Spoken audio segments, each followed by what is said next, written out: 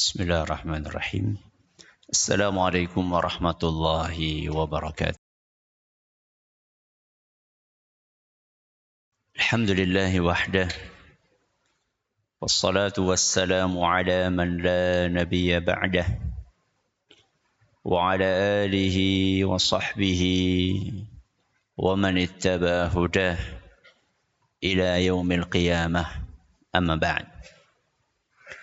Kita panjatkan puja dan puji syukur kehadirat Allah Subhanahu wa taala. Pada kesempatan malam yang berbahagia kali ini, tanggal 2 Safar 1446 Hijriah atau yang bertepatan dengan tanggal 6 Agustus 2024. Kita kembali diberi kekuatan, kesehatan, hidayah serta taufik dari Allah Jalla wa'ala. Sehingga kita bisa kembali menghadiri pengajian rutin adab dan akhlak di Masjid Jenderal Besar Sudirman di kota Purwokerto ini. Kita berharap semoga Allah Subhanahu wa taala berkenan untuk melimpahkan kepada kita semuanya ilmu yang bermanfaat sehingga bisa kita amalkan sebagai bekal untuk menghadap kepada Allah Jalla wa'ala. Allahumma amin. Salawat dan salam semoga senantiasa tercurahkan kepada junjungan kita Nabi Agung Muhammad sallallahu alaihi wasallam, kepada keluarganya, sahabatnya dan umatnya yang setia mengikuti tuntunannya hingga di akhir nanti. Para hadirin dan hadirat sekalian dan juga segenap pendengar serta pemirsa rahimani wa rahimakumullah. Pada pertemuan terakhir kita telah menyelesaikan pembahasan tentang hadis nomor 54. Hari ini kita akan masuki hadis baru, yaitu hadis nomor 55. Hadis tersebut adalah sebuah hadis yang berbunyi wa an Abi Dzarrin radhiyallahu anhu, dari seorang sahabat Nabi sallallahu alaihi wasallam yang biasa dikenal dengan julukan Abu Dzar. Sinten? Abu Dzar. Ini nama apa julukan? Julukan. Bukan nama. Namanya Jundub. Namanya siapa? Jundub. Ada sebagian ulama mengatakan cara membacanya Jundab. Boleh dua-duanya. Jundub boleh, Jundab juga boleh. Nama ayahnya adalah Junadah. Junadah. Jundub bin Junadah Al-Ghifari.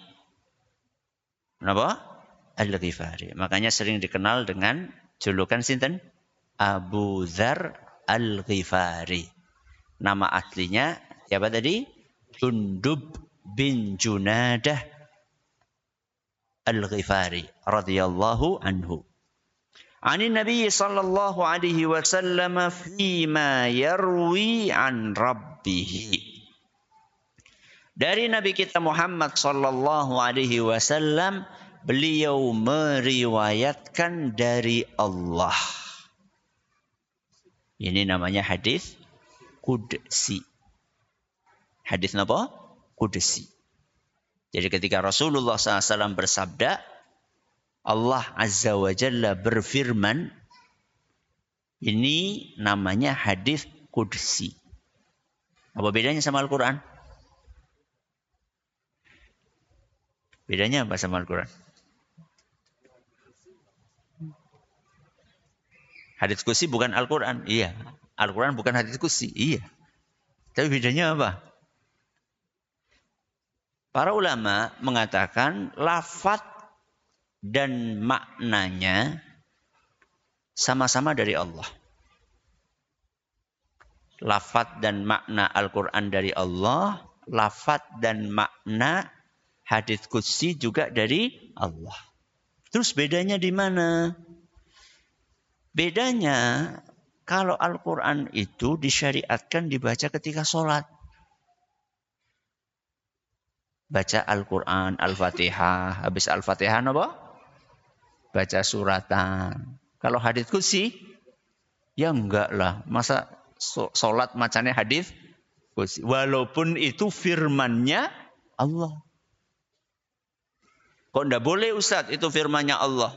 Enggak boleh dibaca di dalam enggak boleh dibaca ketika apa? Sholat. Karena bacaan sholat adalah Al-Quran. Apa kata Allah Subhanahu wa taala dalam surat Al-Muzammil ayat 20? Faqra'u ma tayassara minal Qur'an. Bacalah di dalam salat semampumu Al-Qur'an. Bukan membaca apa?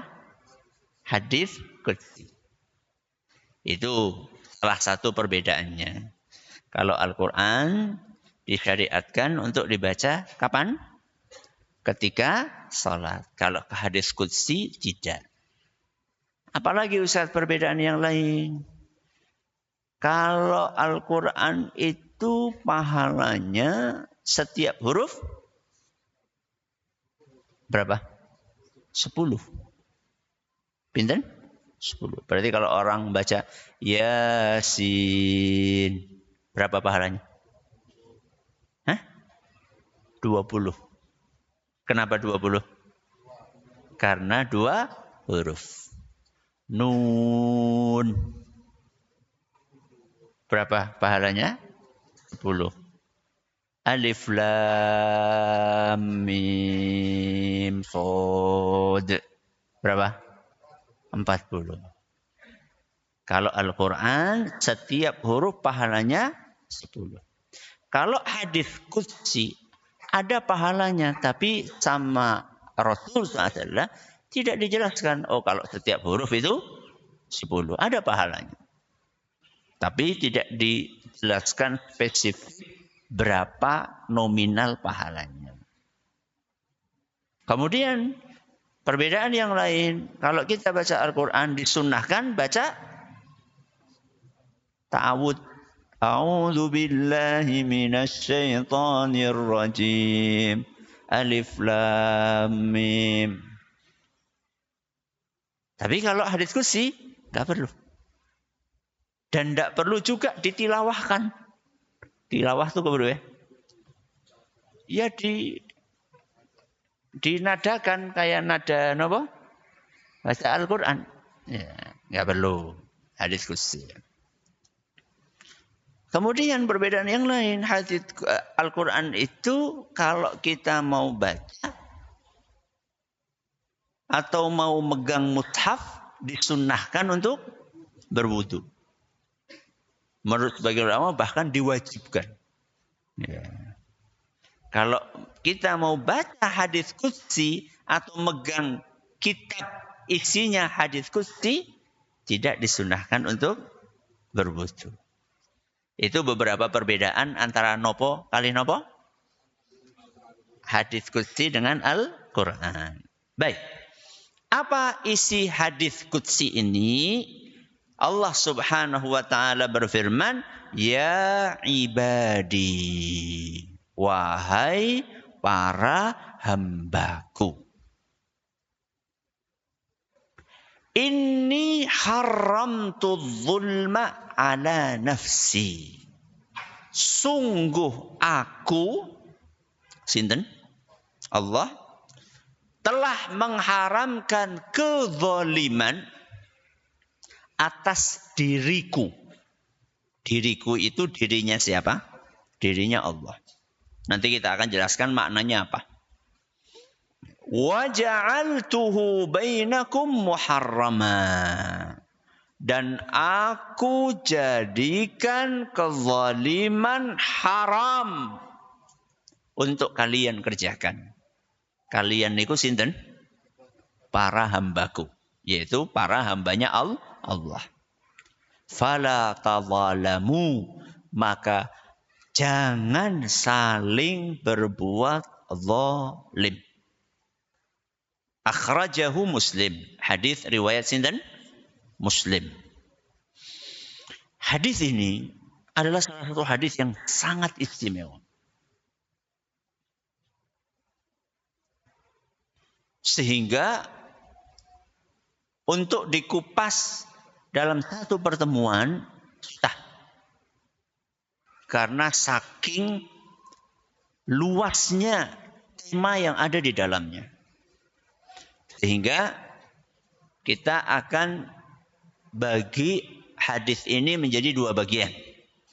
Bagian pertama kita kaji malam hari ini. Bagian yang kedua kita kaji insya Allah di pertemuan yang akan datang. Adapun yang akan kita kaji pada malam hari ini adalah firman Allah Subhanahu wa taala, "Ya ibadi inni haramtu dzulma ala nafsi." Sampai di situ. Wahai para hambaku, sungguh aku telah mengharamkan kezaliman atas diriku. Maksudnya apa? Maksudnya Allah tidak mungkin dan tidak pernah berbuat zalim. Karena bagi Allah berbuat zalim itu apa tadi? Haram. Haram itu berarti tidak boleh. Pertanyaannya, Allah itu tidak berbuat zalim karena tidak mampukah?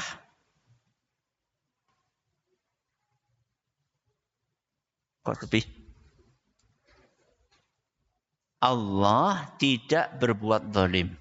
Apakah karena Allah tidak mampu? Hah? Mampu enggak Allah? Mampulah. Innallaha ala kulli syai'in qadir. Sungguh Allah mampu atas segala sesuatu. Jadi Allah tidak berbuat zalim bukan karena tidak mampu. Tapi karena kezaliman itu tidak pantas bagi Allah Azza wa Jalla. Tidak layak bagi Rabbul Alamin untuk berbuat zalim. Kok tidak layak Ustaz? Iya, karena tidak cocok dengan kemahaadilan Allah. Dan tidak cocok dengan kemahabijaksanaan Allah. Siapa yang bisa ngulangi? Tidak cocok dengan kemahaadilan Allah. Dan tidak cocok dengan kemahabijaksanaan Allah. Allah itu maha adil. Kebalikannya zalim apa? Adil. Kalau maha adil berarti tidak pernah zalim. Juga Allah maha bijaksana. Yang namanya maha bijaksana pasti meletakkan sesuatu pada tempatnya yang pas. Bijaksana, hikmah itu meletakkan sesuatu pada tempatnya yang pas. Berarti zalim apa? Meletakkan sesuatu bukan pada tempatnya. Itu definisi zalim. Zalim dalam bahasa Arab definisinya apa? Meletakkan sesuatu bukan pada tempatnya. Saya kasih contoh. Tangan, kaki, mata, telinga. Allah berikan kepada kita. Ada fungsinya enggak? Ada enggak fungsinya? Ada. Apa fungsi? Untuk beribadah kepada Allah. Mata untuk membaca Al-Quran. Mulut untuk berzikir. Kaki untuk melangkahkan ke masjid, berangkat ke sawah, bekerja untuk menafkahi keluarga. Kalau ada orang menggunakan kakinya bukan pada tempatnya, contoh, jadi sepi. Contohnya apa? Menggunakan kaki bukan untuk fungsinya, bukan pada tempatnya. Contoh? Kemana? Diskotik. Kemana lagi? Nonton ebek. Apa maning? Hah? Pergi ke tempat syirik untuk melakukan ritual kesyirikan. Itu namanya zalim.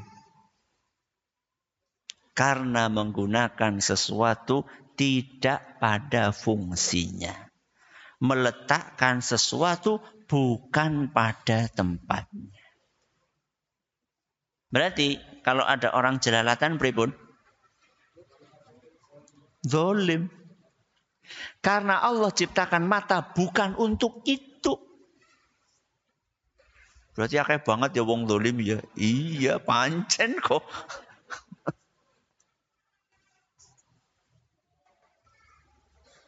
Orang itu kalau sudah menunaikan kewajiban, maka seharusnya dia mendapatkan hak. Orang itu kalau sudah menunaikan kewajiban, seharusnya dia mendapatkan hak. Jodohnya kayak gue, kewajiban dapat apa? Hak. Kok ada pekerja sudah bekerja, terus sama majikannya upahnya ditunda-tunda. Atau diberikan tepat waktu tapi disunat.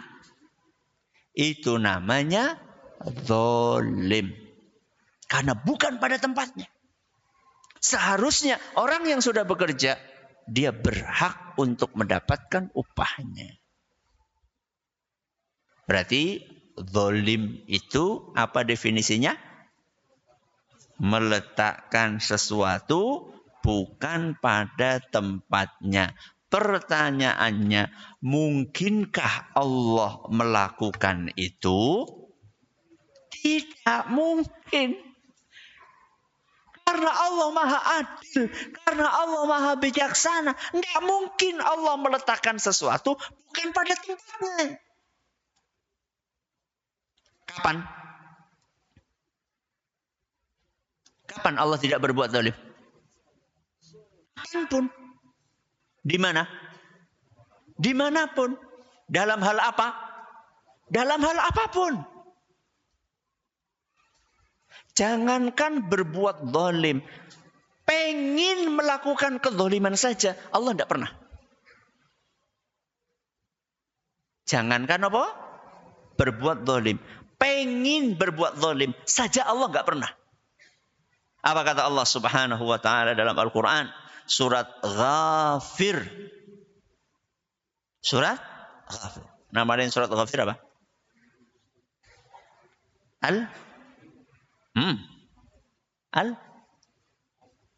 Al-Mu'min. Saya khawatir nanti jenengan ngecek ke rumah, buka Al-Quran, Ustaz yang lombok, Quranana surat Ghafir. Kuleti. Nama lainnya surat apa? Al-Mu'min. Di beberapa mushaf ditulisnya Ghafir. Di beberapa mushaf yang lain ditulisnya Al-Mu'min. Dalam surat Ghafir ayat 31 Allah Subhanahu wa taala berfirman, "Wa mallahu yuridu zulman lil ibad." Dan Allah tidak pernah pengin berbuat zalim kepada para hambanya. Pengin aja enggak, apalagi melakukan. Tadi kita sudah jelaskan ya, Allah tidak pernah berbuat zalim. Di mana? Dimanapun. Kapan? Kapanpun. Dalam hal apa? Dalam hal apapun. Di mana Allah tidak berbuat zalim, dimanapun. Di bumi maupun di langit. Kapan? Kapanpun. Di dunia maupun di akhirat. Dalam hal apa? Dalam hal apapun. Dalam syariatnya, dalam takdirnya, dan dalam balasan yang akan diberikannya. Siapa bisa ngulangi? Coba pada nyata apa sih? Insyaallah. Imam Syafi'i kabeh. Dengar sekali langsung apa? Kelalen. Imam Syafi'i ku kaya gue. Imam Syafi'i itu dengar sekali langsung hafal. Itu Imam Syafi'i orang nulis sebenarnya.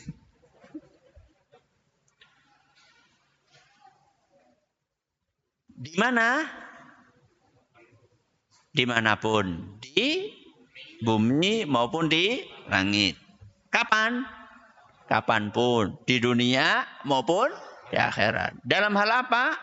Dalam hal apapun. Dalam hal syariat maupun takdir maupun balasan. Saya akan kasih contoh semuanya insya Allah. Ketika kita ngomongin tentang kemahaadilan Allah subhanahu wa ta'ala. Dan Allah tidak mungkin berbuat zalim. Kita kasih contoh di dunia. Allah subhanahu wa ta'ala di dunia ini menurunkan syariat. Kenapa? Syariat. Yang diperintahkan untuk diamalkan oleh penghuni bumi. Jin dan manusia.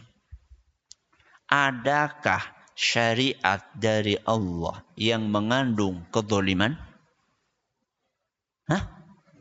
Tidak ada sedikit pun.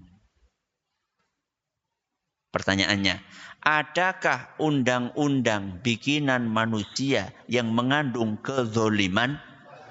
Nah, kan? Beda nih. Bikinan manusia sama dari Allah. Dari Allah enggak ada. Kata siapa Ustaz? Yaitu warisan. Lidzakari mithlu hadzil unsayain. Laki-laki dapat jatah 2 kali lipatnya jatahnya perempuan. Berarti kalau laki-laki kalau ada duit 3 juta ditinggalkan, diwariskan oleh orang tua dan dia punya anak 2, laki-laki dan perempuan. Yang laki-laki dapat 2 juta. Yang perempuan dapat 1 juta. Berapa apa Ustaz? Oke. Nominalnya kita naikkan. Meninggalkan warisan 3M. Ayo kok. Anak laki-laki dapat 2M. Anak perempuan dapat 1M. Adil. Ya jenengan wong lanang ngomongnya adil. Bu, adil mboten? Sepi, Bu. Adil enggak? Adil. Itu syariat dari Allah. Ya tapi kan enggak sama. Emang adil itu harus sama? Kan tadi sudah kita jelaskan. Meletakkan sesuatu pada tempatnya. Enggak harus sama. Saya tanya sama jenengan. Peci sama sandal. Sama atau beda? Beda. Tempatnya peci di kepala. Tempatnya sandal di kaki. Apa harus sama? Biar adil. Sandalnya juga taruh di kepala gitu. Adil itu tidak harus sama. Adil itu adalah meletakkan sesuatu pada tempatnya. Ustaz, contohnya mengada-ngada. Sudah gini, uang saku. Uang napa? Saku. Anak kita berangkat sekolah, semuanya dikasih uang saku. Tapi apakah uang sakunya sama? Antara yang kuliah dengan yang PAUD. Nah, sama atau beda? Beda. Adil enggak? Yang kuliah biasanya sanggupnya berapa? Ini mahasiswa sanggupnya berapa sih? Berapa? 20.000. Masya Allah. Kalau anak PAUD? Berapa? 2.000. Mengewi seneng. Beda. Saya tanya, zalim? Enggak. Jenengan punya istri 2. Yang satunya gemuk, yang satunya kurus. Kalau jenengan belikan istri yang gemuk baju triple XL. Sedangkan istri yang kurus jenengan belikan S. Adil? Harganya beda loh. Beda atau sama? Ya beda, kainnya juga gede banget. Yang satu lebar, yang satu sempit. Adil? Adil. Adil itu tidak harus sama. Ustaz, kenapa laki-laki dapat 2, perempuan dapat 1? Karena laki-laki itu menanggung dan perempuan ditanggung. Kenapa? Laki-laki menanggung, perempuan ditanggung. Maksudnya? Laki-laki itu akan menjadi kepala rumah tangga. Yang dia menanggung istri dan anak-anaknya. Sedangkan wanita itu akan menjadi anggota keluarga. Yang ditanggung oleh suaminya. Kebutuhan yang diperlukan oleh yang menanggung dengan yang ditanggung sama? Beda. Makanya sama Allah dibedakan. Wis yakinlah, percayalah. Yang paling tahu tentang kebutuhan manusia adalah yang menciptakan manusia. Sinten? Allah. Ala ya'lamu man khalaq wa huwal latiful khabir. Yang menciptakan itu paling paham tentang detil yang diciptakannya. Makhluk yang diciptakannya. Yang menciptakan itu paling ngerti tentang detil makhluk yang diciptakannya. Yaitu Allah. Allah itu paling tahu detilnya manusia. Mulai dari bentuk fisiknya, mulai dari kebutuhannya, mulai dari apa yang baik buat dia, apa yang berbahaya buat dia, apa yang bermanfaat buat dia, apa yang mendatangkan kebaikan, apa yang mendatangkan keburukan. Semua yang paling tahu itu Allah. Ilmu kita itu sangat sedikit sekali. Ya kita tahu, tapi taunya kita itu tidak ada apa-apanya dibandingkan taunya siapa? Allah subhanahu wa ta'ala. Jadi Allah itu ketika bikin syariat, itu sudah disesuaikan dengan manusianya. Mana yang paling baik buat manusia, itulah yang Allah turunkan buat manusia. Ini syariat. Masih ingat tadi apa? Yang kedua? Takdir. Bismillah. Allah itu nggak pernah berbuat zalim. Bukan hanya dalam syariat, termasuk dalam takdir. Saya kasih contoh. Allah menakdirkan di muka bumi ini ada yang kaya, ada yang miskin. Ada yang sehat, ada yang sakit. Ada yang jadi atasan, ada yang jadi bawah. Ada laki-laki, ada perempuan. Adil? Adil enggak? Adil. Jenengan miskin, tetangganya jenengan kaya. Adil? Mulai ragu.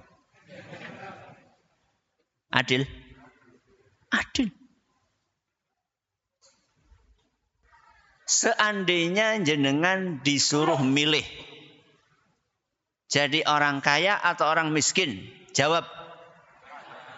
Nah kan? Nggak ada yang pengen jadi orang miskin. Pertanyaannya, kalau Allah jadikan semua manusia kaya, bagus atau tidak bagus? Kenapa tidak bagus? Karena roda kehidupan tidak akan berjalan. Yakin? Yakin? Saya akan jelaskan. Kalau semua orang kaya, siapa yang mau jadi tukang sapu?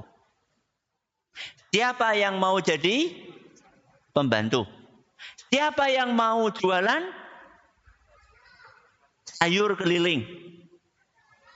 Siapa yang mau benerin genteng bocor? Siapa? Genteng di rumah bocor. Jenengan pergi ke tetangga, minta tolong. Nun sewu Pak, saya nggak bisa benerin apa? Genteng bocor. Minta tolong dibenerin. Some ya.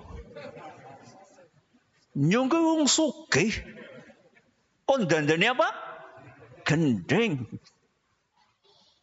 Gak ada tukang. Gak ada sopir metro mini. Gak ada, semuanya gak ada. Karena semua orang kaya. Kalau gak ada itu semua, emang roda kehidupan akan berjalan? Enggak. Allah Subhanahu wa ta'ala Al-Hakim yang maha bijaksana. Dan itu Allah jelaskan di dalam Al-Quran. Surat Az-Zukhruf. Surat apa? Az-Zukhruf. Ayat 32. Wa rafa'na ba'dahum fawqa ba'din darajat. Dan kami memang sengaja membuat manusia itu bertingkat-tingkat apanya? Kekayaannya. Ada yang kaya, ada yang miskin, ada yang kaya banget, ada yang miskin, ada yang miskin banget. Untuk apa? Liyattakhidha ba'duhum ba'dan sukhriya. Supaya mereka bisa saling mendapatkan manfaat. Orang kaya mendapatkan manfaat berupa tenaganya orang miskin. Orang miskin mendapatkan manfaat berupa upah, duit dari orang kaya. Belum tentu juga orang miskin disuruh nguruti mall bisa, belum tentu juga. Ya dia paling bisanya apa? Jadi tukang parkir di mall. Yang penting bisa apa? Mangan. Ya Ustadz, ya saya bisa menerima Ustadz bahwa tidak mungkin roda kehidupan itu berjalan kalau semuanya jadi orang kaya. Tapi masalahnya, kenapa kok saya yang miskin Ustadz? Kenapa kok? Ya saya tahu Ustadz ada yang kaya, ada yang miskin, ada yang sakit, ada yang sehat. Tapi kenapa kok saya yang sakit Ustadz? Ketahuilah jamaah yang kami hormati. Allah itu ketika membuat ujian pasti ada hikmahnya. Bisa jadi Allah membuat kita miskin karena Allah tahu jika kita kaya malah akan masuk neraka. Masuk neraka dengan apa? Dengan kesombongannya.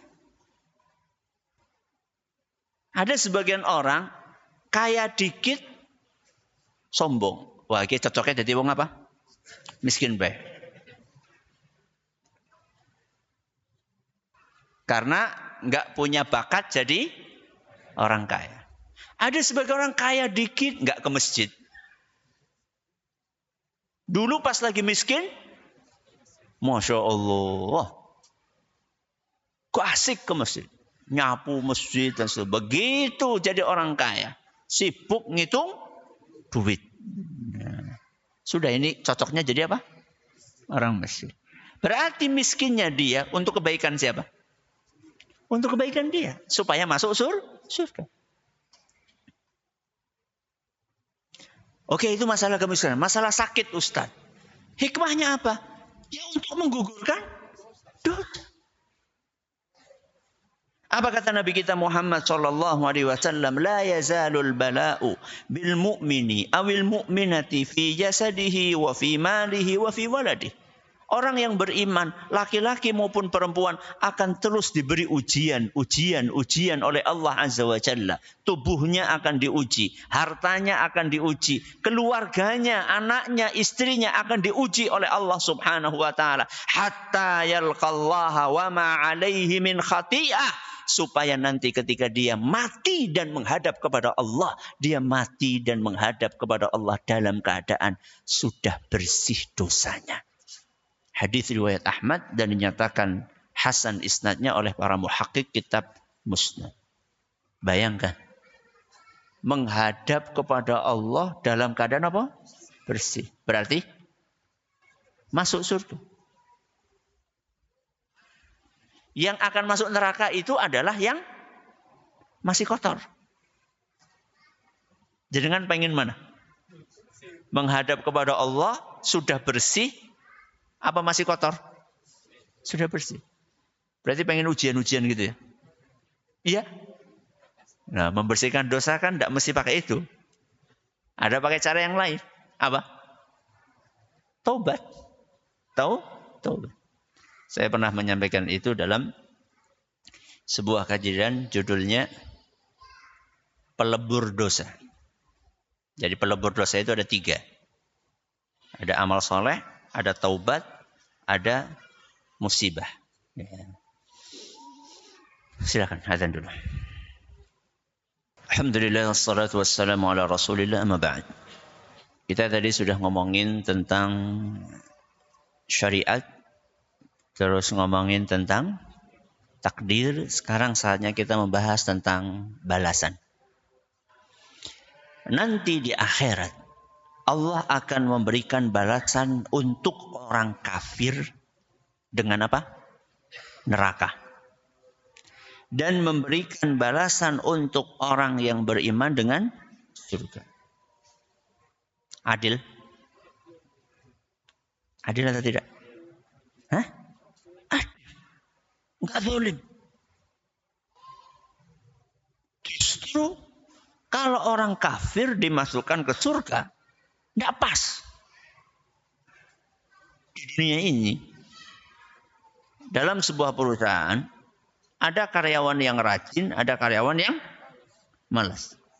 Sama atau tidak sikap perusahaan? Tidak. Yang rajin dikasih reward, yang malas dikasih punishment, potong gaji.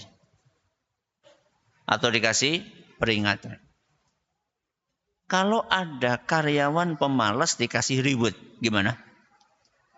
Tidak adil. Masa disamakan sama karyawan yang rajin? Allah Subhanahu wa taala memasukkan orang kafir ke neraka sebagai balasan atas kekafirannya dan memasukkan orang yang beriman ke surga sebagai balasan atas kebaikannya dan keimanannya. Itulah keadilan. Tidak ada kezaliman sedikit pun. Ya Ustaz. Tapi kan orang kafir di neraka selama-lamanya. Betul? Betul? Betul. Innal ladzina kafaru min ahlil kitabi wal musyrikina fi nari jahannama khalidina fiha. Sesungguhnya orang-orang kafir dari kalangan ahlul kitab maupun orang-orang musyrik, mereka akan dimasukkan ke dalam neraka selama-lamanya.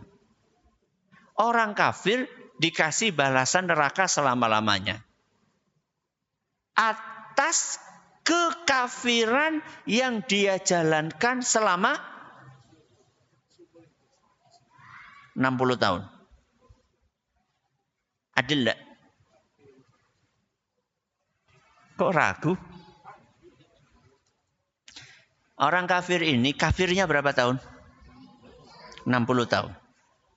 Disiksanya berapa? Adil. Adilnya di mana? Adilnya Allah tahu orang kafir ini dikasih umur berapapun akan tetap kafir. Dikasih umur selama-lamanya tetap kafir. Kata siapa Ustaz? Kata Allah sendiri. Di dalam Al-Quran surat Al-An'am ayat 27 sampai 28. Orang kafir itu, surat apa? Al-An'am 27 sampai 28. Orang kafir itu ketika di akhirat pengen apa? Pengen dikembalikan ke dunia. Buat apa? Buat beriman. Wa nakuna minal mu'minin. Kami pengen beriman. Apa kata Allah Subhanahu wa taala? Bal badalahum ma kanu yukhfuna min qabl. Apa yang dia ucapkan tidak sesuai dengan apa yang ada di dalam hatinya. Alias bohong. Jadi orang kafir minta dikembalikan ke dunia. Katanya pengen beriman. Ngomong, kami mau beriman. Ngomong.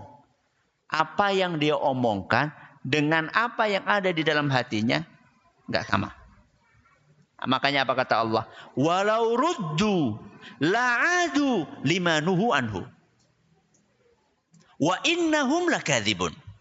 Andaikan mereka dikembalikan ke dunia, maka mereka akan melakukan hal yang sama. Alias akan kafir lagi. Dan mereka bohong ketika mengatakan bakal beriman. Artinya apa? Artinya walaupun mereka dikasih umur 100, 1000, 2000 tahun, dia tetap kafir. Makanya disiksa di neraka selama-lamanya. Sebagai balasan atas kekafiran dia yang kalau dikasih umur pun akan dia lakukan kekafiran itu selama-lamanya. Adil. Pertanyaannya, ada nggak orang kafir yang beriman? Orang kafir masih hidup di dunia, terus kemudian masuk Islam. Ada? Ada. Berarti orang ini memang mau beriman. Kalau yang tadi, memang nggak mau. Sehingga wajar kalau dimasukkan ke dalam neraka selama-lamanya. Kemudian, saya tanya sama jenengan. Orang kafir ini sudah dikasih kesempatan atau tidak untuk beriman? Sudah atau belum? Sudah. Sudah dikasih fasilitas untuk dapat hidayah atau belum? Fasilitas internal atau eksternal? Dua-duanya. Kurang apa? Sudah dikasih kesempatan, umur sudah dikasih sama Allah. Bahkan ada di antara orang kafir dikasih umur sama Allah 1000 tahun. Seperti kaumnya Nabi Nuh alaihi salam. Bayangkan 1000 tahun. Kurang apa coba? Bukan hanya dikasih kesempatan. Dikasih fasilitas internal maupun eksternal. Fasilitas untuk mendapatkan hidayah internal. Apa? Mata. Bisa melihat, telinga bisa dengar, akal bisa mencerna, berpikir, hati bisa merenung. Fasilitas internal sudah dikasih oleh Allah Subhanahu wa taala. Tapi enggak digunakan. Fasilitas eksternal sudah dikasih sama Allah? Sudah. Allah turun, Allah utus para rasul. Begitu para rasul wafat, Allah wariskan ilmu itu kepada para ulama. Ulamanya dakwah sudah sampai berbusa-busa. Tetap enggak beriman. Allah turunkan kitab suci. Dan Allah bikin kitab suci kita, Al-Quran, awet, kekal sampai hari kiamat. Tetap otentik. Gak ada perubahan sedikit pun. Dan Al-Quran ini sudah diterjemahkan dalam hampir semua bahasa. Bahkan bahasa Jawa pun ada. Di zaman kita ini fasilitas lebih lengkap. Fasilitas apa? Fasilitas informasi. Yang dulu tidak ada. Apa? Radio, TV, HP, internet, sosmed. Kurang apa? Mungkin nggak orang kafir nonton YouTube pengajian Jensut? Bisa enggak? Bisa. Wong live kok. Mau YouTube boleh, mau Facebook boleh, mau Telegram boleh. Kurang apa? Kok kemudian nggak mau beriman? Ya memang cocoknya. Nah, begitu. Kemudian ingat, Allah Subhanahu wa Ta'ala ketika memberikan balasan atas amal soleh dengan maksiat, balasan yang diberikan sama atau beda? Hah? Beda. Kalau amal soleh dikasih pahala minimal 10. Maksimal tanpa batas. Kalau dosa 1. Coba jenengan fikirkan sendiri bagaimana kemahamurahan Allah untuk kita. Amal soleh dikasih pahala minimal 10. Dosa dikasih maksiat dikasih dosa 1. Itu pun kalau nggak jadi dilakukan dapat pahala. Contoh, keluar dari masjid, ngelihat sendal bagus banget. Lihat sendal bagus banget. Sudah niat, bayangkan, nawaitu. Mau apa? Nuker sendal. Mau nuker sendal. Kok dengar pengajian ini, saya lagi ngomong ini. Jangan mas, nggak boleh. Pengen dapat pahala atau pengen dapat dosa. Terus nggak jadi. Dapat apa? Pahala. Bayangkan. Nggak jadi melakukan dosa yang sudah dia niatkan mendapatkan pahala. Kurang apa kemurahan dari Allah Subhanahu wa Ta'ala. Makanya kalau ada orang kafir kemudian dimasukkan oleh Allah Azza wa Jalla ke neraka, ya memang karena dia layak untuk masuk ke dalam neraka. Kita akan lanjutkan insya Allah pada pertemuan berikutnya. Terima kasih atas perhatiannya. Mohon atas segala kurangannya. Kita akhiri dengan doa kafaratul majlis. Subhanakallahumma bihamdika asyhadu an la ilaha illa anta astaghfiruka wa atubu ilaik. Assalamualaikum warahmatullahi wabarakatuh.